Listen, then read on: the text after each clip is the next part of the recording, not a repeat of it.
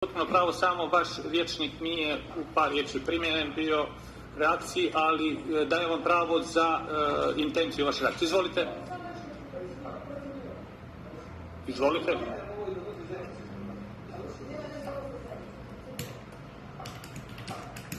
Ja mislim da sam prepoznata i u parlamentu, i na univerzitetu, i u javnosti koja je jedna vrlo kulturna osoba, koja nikad nikog uvrijedila nije, koja poštuje integritet prvo svoj, pa onda svih ostalih.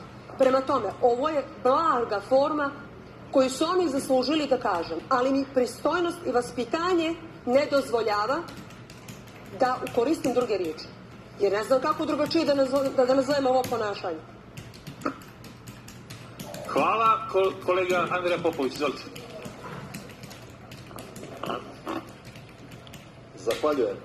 Stvarno, poslanica Vuksanović-Stanković, kulturna, pristojna, temperamentna poslanica i to o tome ne treba ni pričati. Ali da mi se VDT na ljuti neću nastaviti o tome.